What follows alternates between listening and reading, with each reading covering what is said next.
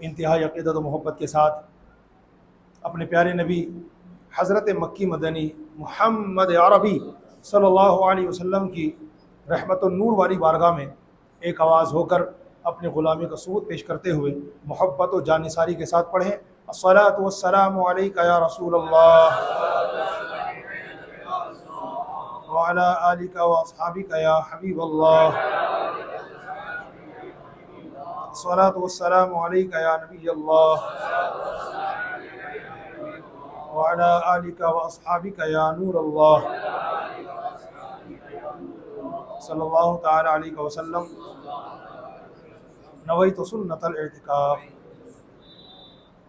آج کا جمعہ ماہ ذی الحج کا آخری جمعہ ہو سکتا ہے، بلکہ ماہ ذی الحج کا نہیں بلکہ اس اسلامی سال 1446 سنی ہجری کا بھی آخری جمعہ ہو سکتا ہے، اس لیے کہ اگر 29واں چاند ہوتا ہے تو آنے والے جمعہ کو ماہ محرم شریف کی 1 تاریخ رہے گی، اور 30واں چاند ہوتا ہے تو پھر انشاءاللہ آنے والا جمعہ اس مہینے کا اور اس اسلامی 1446 سال کا آخری جمعہ رہے گا۔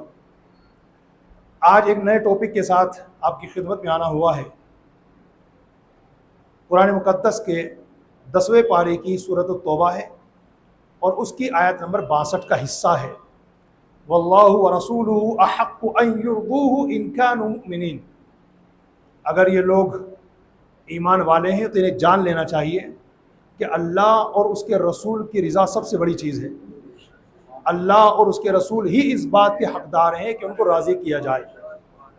محترم اور پیارے اسلامی بھائیوں، ہمارے کریم آقا صلی اللہ تعالی علیہ وسلم سے جس کا رشتہ غلامی جتنا زیادہ مضبوط ہوگا وہ اللہ کی بارگاہ کا اتنا مقرب بندہ ہوگا۔ اور ہمارے پیارے آقا صلی اللہ علیہ وسلم نے اپنی بارگاہ کے مقبول بندوں کی نشانیاں کئی احادیث کریمہ میں ارشاد فرمائی کہ میری بارگاہ کے مقبول غلام کون کون ہیں، میرے سلیکٹڈ شہید امتی کون کون ہیں، یہ بھی حضور نے بیان فرمایا۔ اور ساتھ ہی ساتھ میرے آقا صلی اللہ علیہ وسلم نے ان کاموں کی نشاندہی بھی فرمائی کہ جن کاموں کے کرنے کی وجہ سے نبی پاک صلی اللہ علیہ وسلم کو بہت تکلیف ہوتی ہے، بلکہ آقا صلی اللہ علیہ وسلم نے ایسے کئی کام احادیث مبارکہ میں بیان فرما کر یوں ارشاد فرمایا لیس منا، جو یہ کام کرے وہ ہمارا نہیں، کئی فرمایا لیس منی، وہ میرا نہیں۔ اور کچھ کام ایسے ہیں کہ اگر کوئی ان کو کرتا ہے تو حضور نے فرمایا لیس منا، وہ ہمارا نہیں، لیس منی، وہ میرا نہیں۔ مطلب آقا صلی اللہ علیہ وسلم نے کچھ سلیکٹڈ کاموں کو احادیث مبارکہ میں بیان کر کے ارشاد فرما دیا میرے غلاموں دیکھو یہ وہ کام ہے جو تمہیں کرنے ہیں، اور سنو یہ وہ کام ہے جو تمہیں نہیں کرنے۔ اگر تم نے میرے منع کیے جانے والے کاموں میں سے کسی کام کو کیا سمجھ لو لیس منا، وہ ہمارا نہیں ہے۔ اور ہم نے جس کام کا کہا کہ کام کرو اور پھر بھی نہیں کیا تو فرمایا لیس منا، وہ ہمارا نہیں ہے۔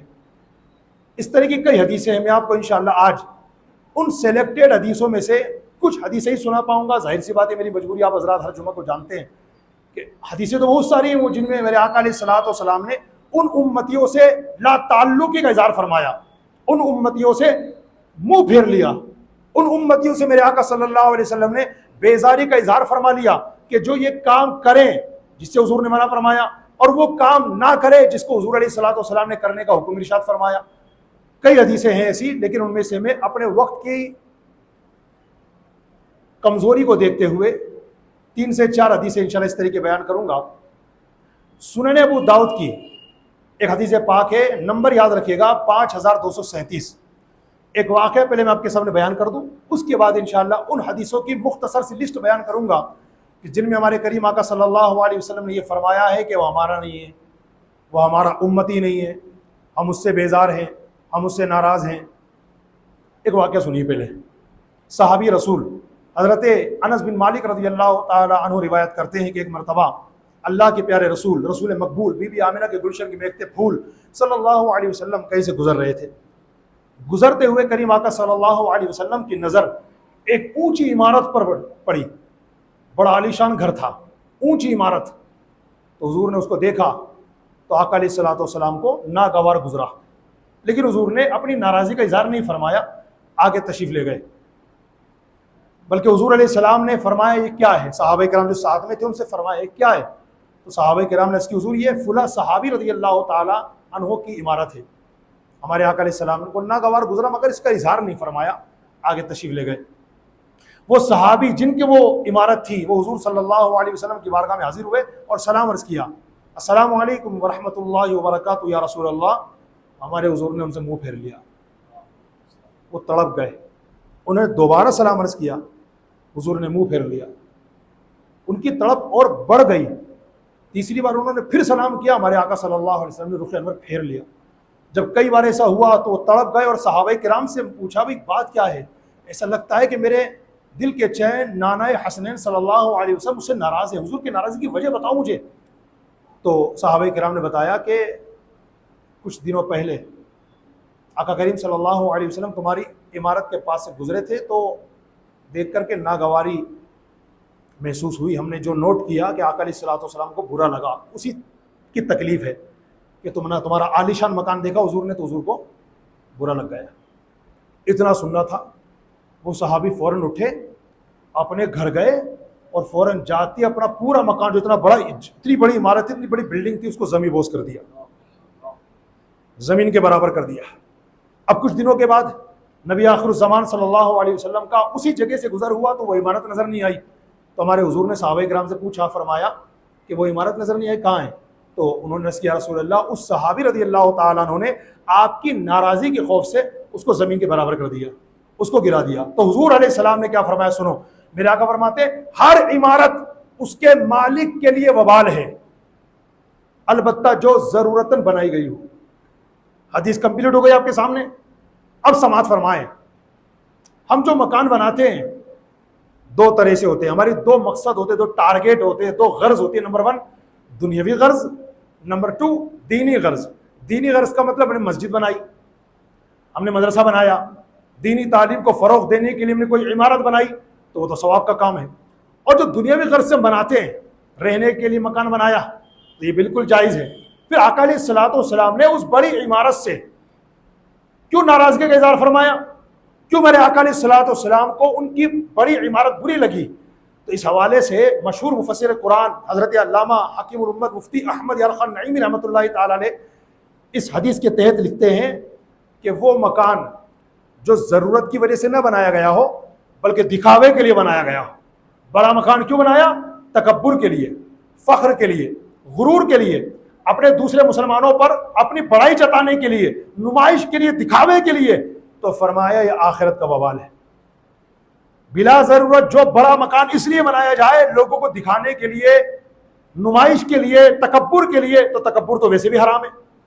مکان کیا بناؤ؟ آپ نے اگر کوئی اچھا کپڑا اس لیے پہنا کہ لوگوں کے سامنے میری ایک امیج قائم ہو اور دوسرے لوگ میرے سامنے حقیر معلوم ہو، یہ تکبر ہے۔ دوسروں کو حقیر جاننے کا نام تکبر ہے، اور تکبر حرام ہے۔ اور آقا علیہ السلام نے اس کے بارے میں کیا فرمایا؟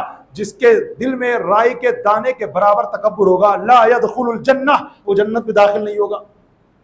تکبر کسی بھی معاملے ہو، ہر معاملے میں تکبر، گھمنڈ، غرور حرام ہے اسلام میں۔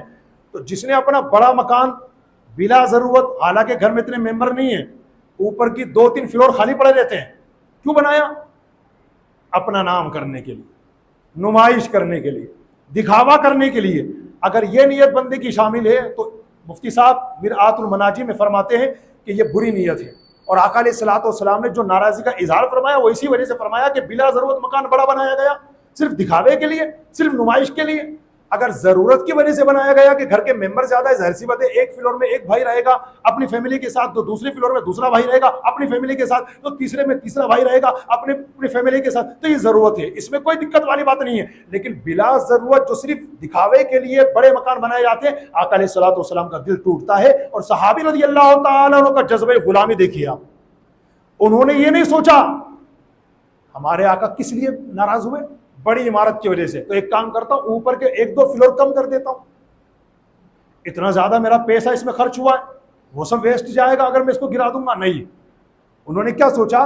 یہ مکان میرے اور میرے محبوب صلی اللہ علیہ وسلم کے درمیان آڑ بن رہا ہے، اور ہر وہ چیز جو میرے اور میرے محبوب صلی اللہ علیہ وسلم کے درمیان آڑ بنے وہ چیز مجھے چاہیے نہیں۔ گھر گئے پوری عمارت کو زمین بوس کر دیا، یہ جذبہ غلامی رسول صحابہ کرام علیہ رضوان کا جو ہمارے اندر نہیں ہے۔ عرض کرنے کا مطلب یہ ہے ہمارے کریم آقا صلی اللہ علیہ وسلم جس کام سے ناخوش ہوتے ہیں، ناراض، صحابہ کرام آقا علیہ الصلوۃ والسلام کی ناراضی سے بہت ڈرتے تھے کہ حضور ناراض نہ ہو جائیں، کہ حضور ناراض نہ ہو جائیں، کہ حضور ناراض، کیونکہ ان کا عقیدہ یہ تھا خدا کی رضا چاہتے ہیں دو عالم، خدا چاہتا ہے رضا محمد۔ دنیا یہی کہتی ہے مولا تو راضی ہو جا، مولا یہ کہتا ہے مصطفیٰ تو راضی ہو جا۔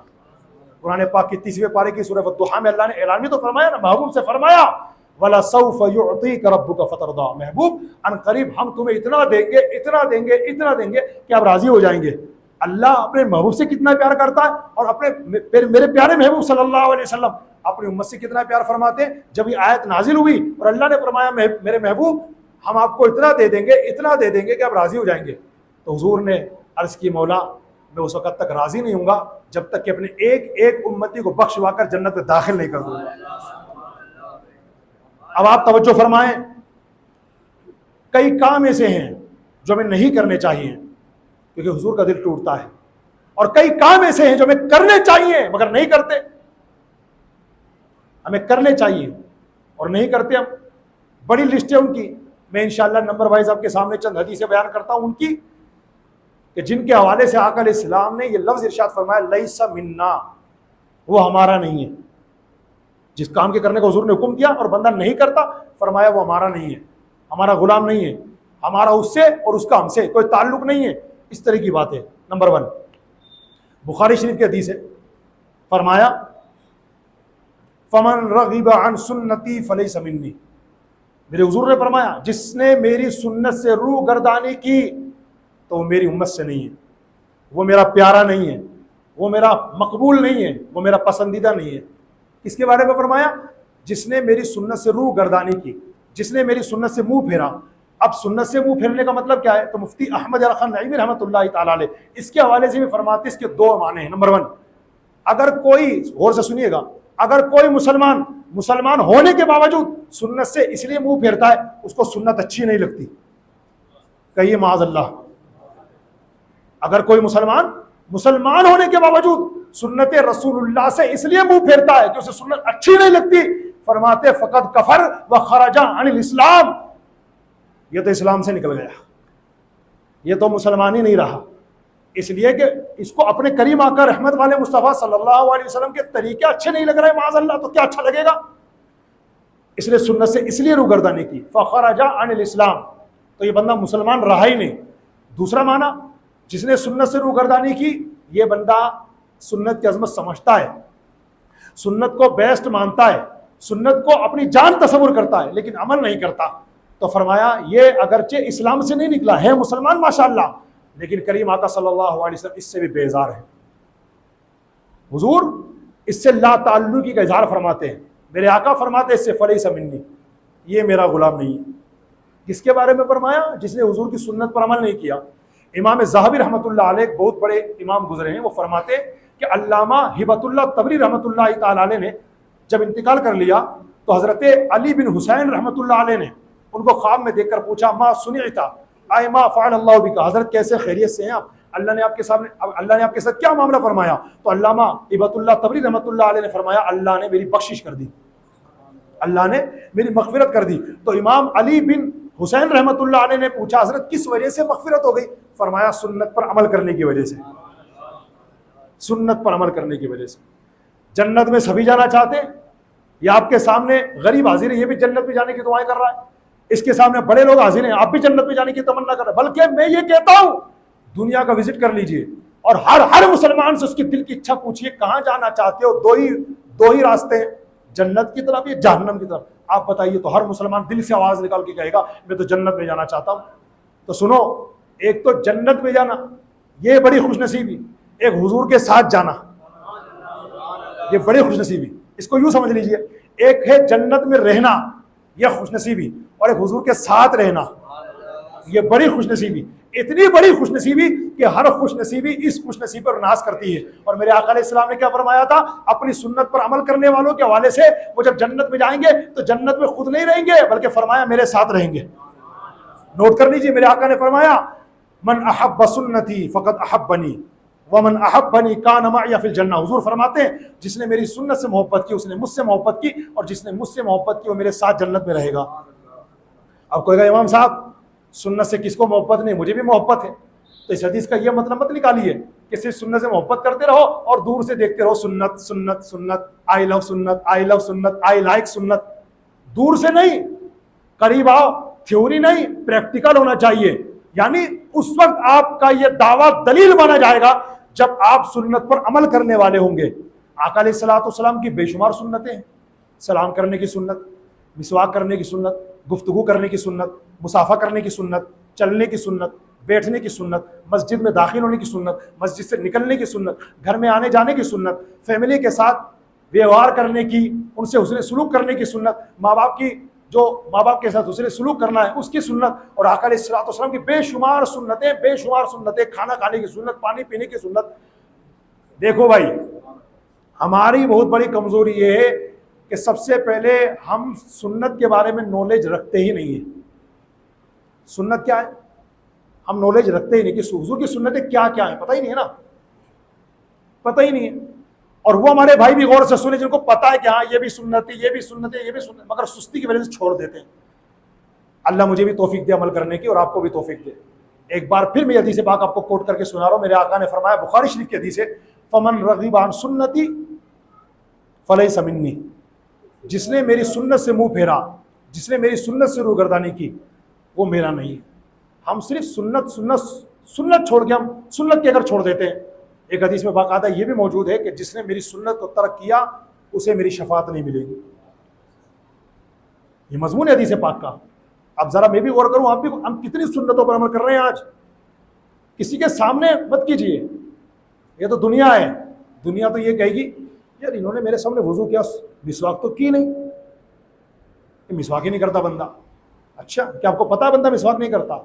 وہ ہو سکتا ہے آج بھول گیا ہو، یا اس کے گھر پر رہ گئی ہو، یا اس نے پہلے مسواک کر لی ہو، آپ دیکھ نہ پائے ہو، آپ نے اس وقت دیکھا ہو جب بندہ وضو کرنا شروع کر چکا۔ تو ہماری تو کھوپڑی ہے نا، اس میں تو پتہ نہیں کتنی گندگیاں بھر رکھی ہے۔ ہم نے اپنے مسلمان بھائیوں کے حوالے سے بدگمانیاں، اللہ کرے ہمیں بدگمانی سے نکلے۔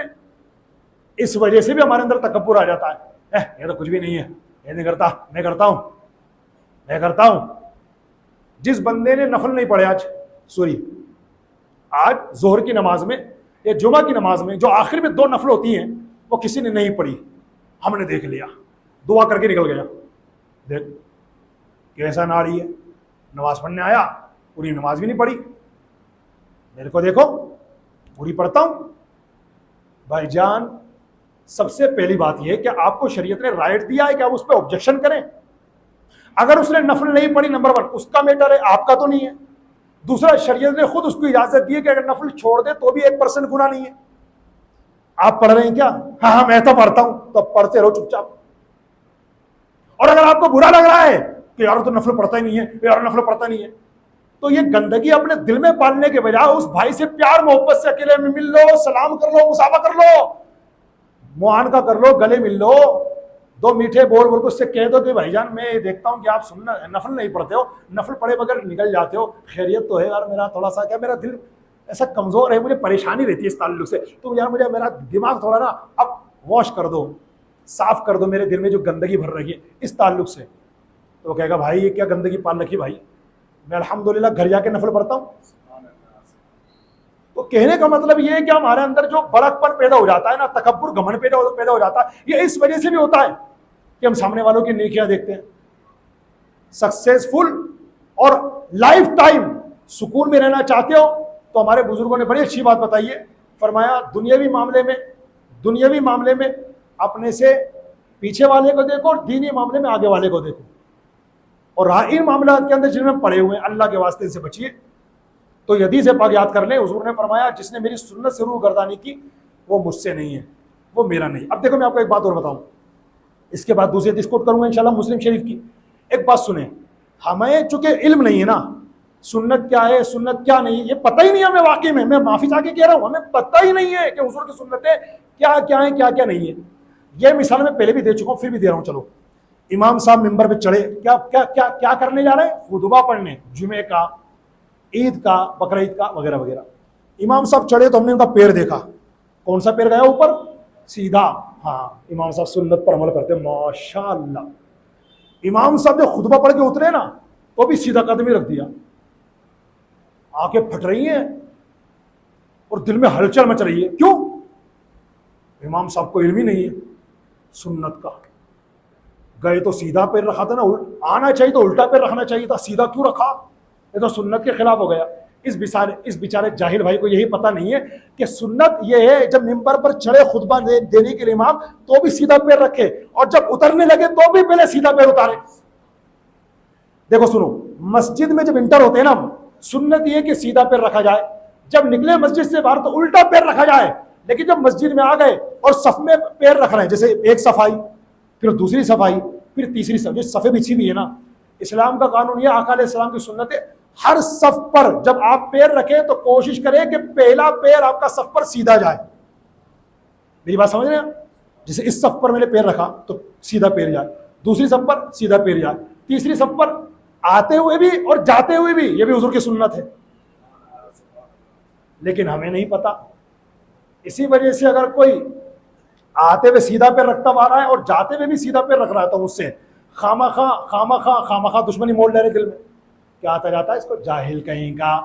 آ رہا تھا, میں نے اس کو دیکھا تھا مسجد میں جب آیا تھا تو ہر سب پر سیدھا پیر رکھا تھا, جا رہا ہے تو بھی سیدھا پیر رکھ رہا ہے. ارے جاہل آدمی, الٹا پیر رکھ کے چل. جاہل وہ نہیں, جاہل آپ ہیں. میری بات سمجھ گئے آپ؟ ہلو, میری بات سمجھ گئے آپ؟ تو یہ کیوں ہے؟ یہ علم کی کمی کی وجہ سے. تو اس لیے میں یہ کہنا چاہ رہا ہوں, پہلے علم حاصل کیجئے, پھر اس کے بعد دیکھیے کہ مجھے کیا بولنا چاہیے کیا نہیں بولنا چاہیے. ورنہ ہم علم نہ ہونے کی بنیاد پر صحیح کو غلط کہہ دیں گے, غلط کو صحیح کہہ دیں گے. اب غلط کو صحیح کیسے کہہ دیا ہماری قوم؟ میں نے وضو کیا, چہرہ دھویا, اب چہرہ دھونے کے بعد ہاتھ دھوئے, اب کیا کر رہا ہوں, 3 بار پانی لے کے چھوڑ رہا ہوں. کیا عقیدہ بنا رکھا ہے؟ یہ سنت ہے, استغفر اللہ, لا حول ولا قوت الا باللہ. کون کہہ رہا ہے؟ کون کہہ رہا ہے سنت ہے؟ یہ تو آپ کی طبیعت کہہ رہی ہے سنت ہے. معاذ اللہ, رب کی شریعت یہ کہہ رہی ہے جب دونوں ہاتھ کونوں سمیت دھل گئے تو وضو کا دوسرا فرض ادا ہو گیا. اب یہ خامخواہ 3 بار پانی لے کے باہر ہے نا, یہ سنت نہیں ہے, یہ نحوست ہے, بلکہ یہ اسراف ہے, فضول خرچی, جس کے بارے میں قرآن پاک میں اللہ نے فرمایا لا تسرفوا ان اللہ لا يحب المسرفین. فضول خرچی مت کرو, بے شک اللہ فضول خرچی کرنے والے, اسراف کرنے والوں کو پسند نہیں کرتا. تو جس بھائی نے وضو کرتے ہوئے 2 ہاتھ کونوں تک دھوئے, اس کے بعد ڈائریکٹ سر کا مسح کیا, اس نے اچھا کام کیا, یا آپ نے اچھا کام کیا کہ 2 ہاتھ کونوں تک دھونے کے بعد 3 بار ویلکم ویلکم ویلکم ویلکم؟ کس نے اچھا کام کیا؟ اچھا کام اس نے کیا جس نے 2 ہاتھ کونوں سمیت دھونے کے ڈائریکٹ بعد سر کا مسح کیا. آپ کی طرح اس نے فضول خرچی نہیں کی. اس پر مجھے بھی غور کرنا ہے اور آپ کو بھی غور کرنا ہے نا بھائی, کہ ہم کیا کر رہے ہیں کیا نہیں کر رہے. تو علم حاصل نہ کرنے کی وجہ سے صحیح کو غلط قرار دے دیتے ہیں اور غلط کو صحیح قرار دے دیتے ہیں. بات سنتوں کی آئی تو 2 کتابیں بتاتا ہوں جن حضرات کو پڑھنے کا شوق ہے اور وہ چاہتے ہیں کہ حضور کی سنتوں کے بارے میں جانکاری حاصل کریں, حضور کی سنتیں کیا کیا ہیں چاہتے ہیں. تو میں 2 کتابوں کے نام بتاتا ہوں. بہار شریعت کا 16واں حصہ یاد رہے گا, بہار شریعت کا 16واں حصہ یاد لے لے, اس میں آقا علیہ السلام کی کئی سنتیں دی ہوئی ہیں. نمبر 2 امیر اہل سنت کی بڑی زبردست کتاب ہے, نام یاد کر لے, 550 سنتیں اور آداب. 550 سنتیں اور آداب اس میں ماشاءاللہ موجود ہے. تو آپ ان دونوں کتابوں کو ہارڈ کاپی مل جائے تو ویلکم, نہیں ملے تو آپ اپنے جو ہے موبائل سے ڈاؤن لوڈ کر لیں انشاءاللہ اور اس کو پڑھیں. پڑھیں گے تو پتہ چلے گا نا کہ آقا علیہ السلام کی سنتیں کیا کیا ہیں. ورنہ جو سنت نہیں ہے اس کو سنت سمجھ کے بیٹھے ہوئے ہیں, اور جو سنت ہے اس کو ہم سمجھ نہیں رہے کہ سنت ہے.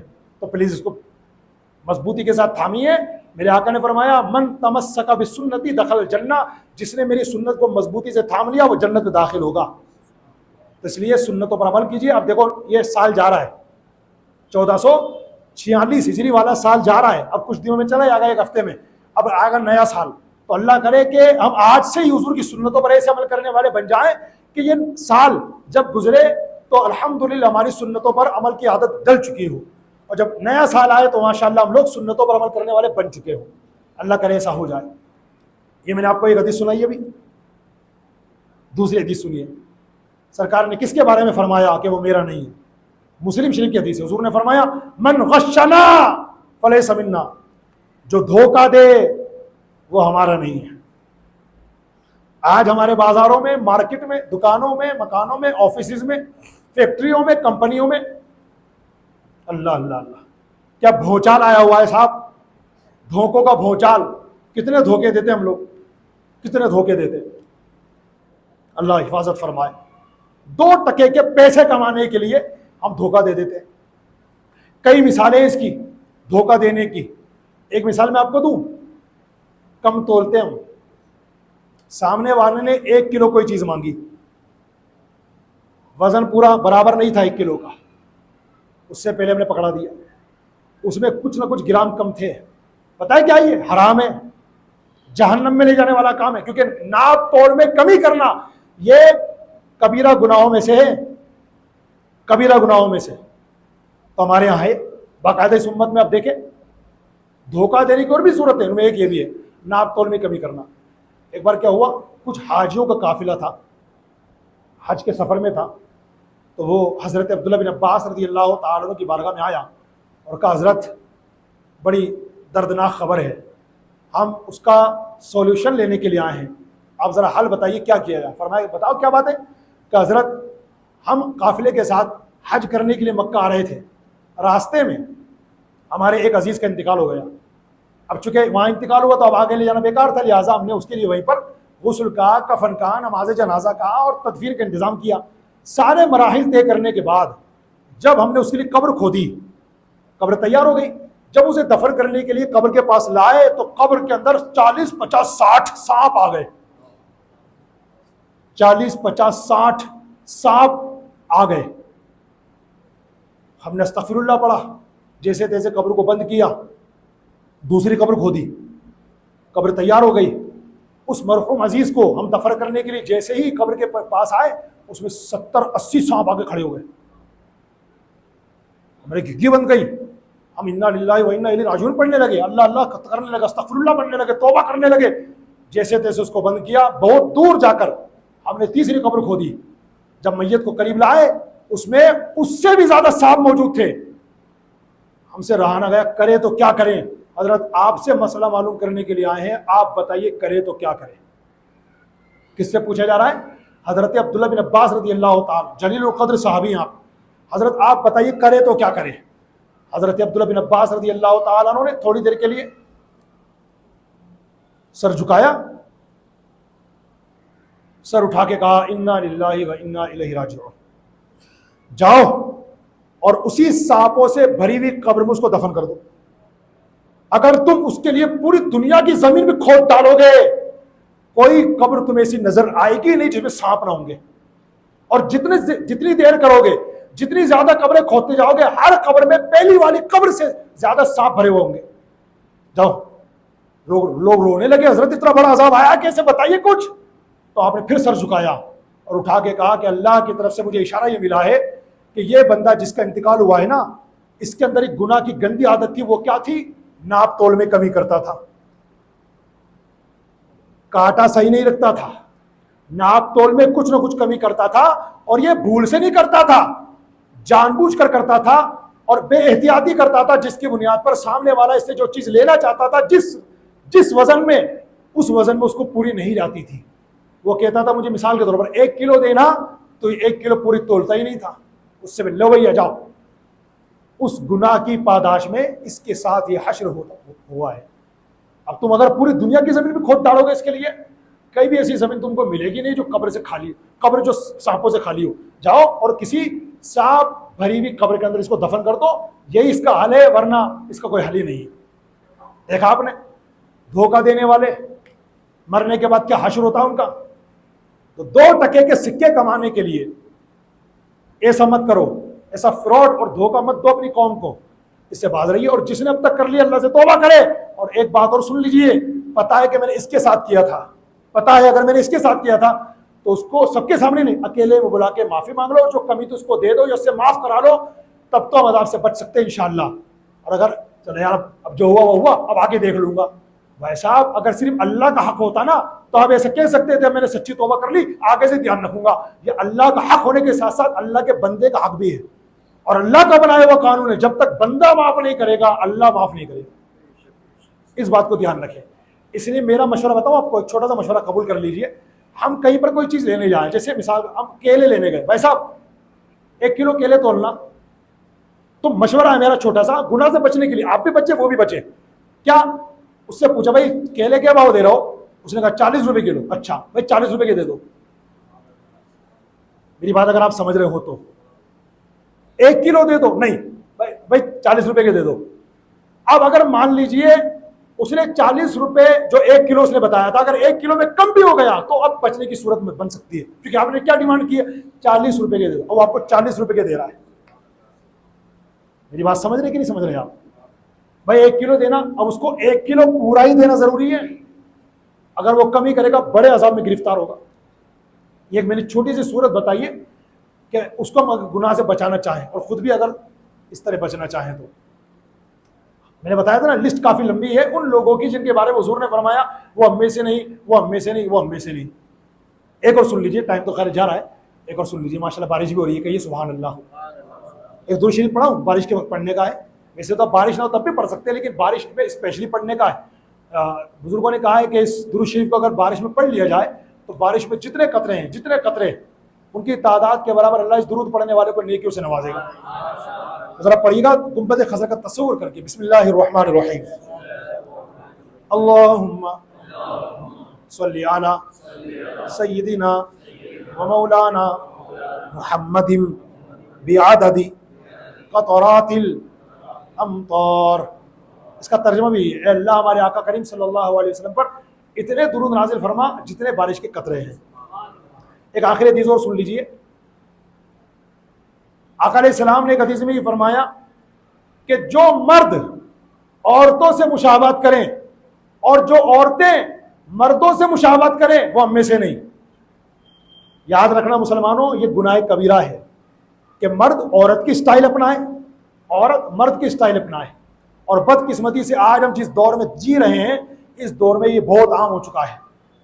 کندھے سے نیچے بال رکھنا کس کا طریقہ ہے؟ عورتوں کا. آج مرد بھی رکھ رہے ہیں. چٹیاں باندھنا کس کا طریقہ ہے؟ عورتوں کا. مرد بھی باندھ رہے ہیں. کانوں میں بالیاں پہننا کس کا طریقہ ہے؟ عورتوں کا. بدقسمتی سے آج کئی مرد آپ کو ایسے ملیں گے جو کانوں میں بالیاں پہنتے ہیں, ہاتھ میں کڑے پہنتے ہیں. یہ کیا کر رہے ہیں؟ یہ عورتوں سے مشابہت کر رہے ہیں, جو اسلام میں حرام, سخت حرام, جہنم میں لے جانے والا کام ہے. اور حضور علیہ السلام نے ایسے مردوں سے لا تعلقی کا اظہار فرمایا ہے کہ اس سے ہمارا کوئی تعلق نہیں ہے جو مرد عورتوں سے مشابہت کرے. عورتیں یہ بھی کم نہیں ہے کسی سے. یہ پینٹ شرٹ پہننا کس کا طریقہ تھا, کس کے لیے بنا تھا؟ مردوں کے لیے. آج عورتیں پہن رہی ہیں. یہ کندھے سے اوپر بال رکھنا کس کا طریقہ ہے؟ مردوں کا. یہ مردوں کے لیے اسلام کی تعلیم ہے, لیکن آج عورتیں بال کٹوا کے اوپر تک رکھ رہی ہیں.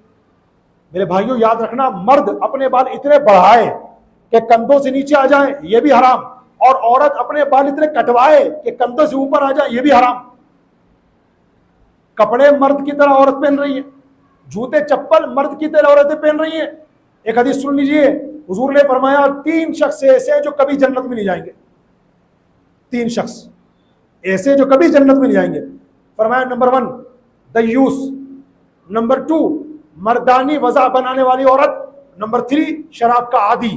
صحابہ کرام نے اس کی رسول اللہ شراب کا عادی تو ہم نے جان لیا, لیکن حضور دیوس کون ہے؟ فرمایا دیوس وہ ہے جسے اس بات کی کوئی فکر نہیں ہے کہ اس کے گھر والوں کے پاس کون آ رہا ہے کون جا رہا ہے. اس کی بہن کے پاس, اس کی بیٹی کے پاس, اس کی بھتیجی کے پاس, اس کی بھانجی کے پاس, اس کی خالہ کے پاس, اس کی پھوپھی کے پاس, اس کی محارم کے پاس کون آ رہا ہے کون جا رہا ہے کوئی لینا دینا نہیں. دیوس ہے. فرمایا جنت میں نہیں جائے گا. اور دوسرا کیا کہا؟ فرمایا مردانی وضع بنانے والی عورت, جو کام, جو ادائیں, جو اسٹائل مردوں کے عورتیں فالو کر رہی ہیں. اپنی ماں بہنوں کو درس دیجئے کہ ہم جنت میں جائیں گے اور جنت میں جانا چاہتے ہیں ہم, لیکن ہمارے کریم آقا جو مالک جنت ہے اللہ کے عطا سے انہوں نے پہلے روک لگا دی کہ یہ کام جو کریں گے وہ جنت میں داخل نہیں ہوں گے. سو پلیز ان باتوں کو یاد کریے. حالانکہ باتیں بھی اور تھی, اور بھی لسٹ باقی ہے ان لوگوں کی جن کے بارے میں حضور نے فرمایا وہ ہم میں سے نہیں, وہ ہم میں سے نہیں, وہ ہم میں سے نہیں. ایک شخص کے بارے میں حضور نے فرمایا وہ بھی ہم میں سے نہیں جو کوے کی طرح ٹھونگے مارتا ہے. میری بات سن رہے ہیں؟ فرمایا لیس منا من ینقر الغرابا, جو کوے کی طرح ٹھونگے مارتا ہے. اب اس حدیث کا مطلب کیا ہے؟ تو محدثین فرماتے ہیں اس حدیث کا مطلب یہ بندہ نماز پڑھے اور سجدے میں سر رکھے فوراً اٹھا لے, سجدے میں جائے فوراً اٹھ جائے, سجدے میں جائے پھر جلدی اٹھ جائے. یہ ہے کوے کی طرح ٹھونگے مارنا. حضور علیہ السلام نے اس کو ناپسند فرمایا. سکون سے نماز پڑھو, سجدے میں گئے تو کم سے کم 3 بار سبحان ربی الاعلیٰ تو کہہ لو بھائی. یہ گئے اللہ اکبر اللہ اکبر اللہ اکبر, یہ کیا ہے, تماشا ہے کیا؟ تو یہ نماز ہے, کوئی تماشا نہیں. اللہ کے قرب کا سب سے بہترین ذریعہ نماز ہے. تو عرض کرنے کا مطلب یہ جو باتیں آج میں نے آپ کے سامنے بیان کی ہے, دعا کریے کہ اللہ مجھے بھی اس پر عمل کی توفیق عطا فرمائے, آپ سب کو اللہ عمل کی توفیق عطا فرمائے.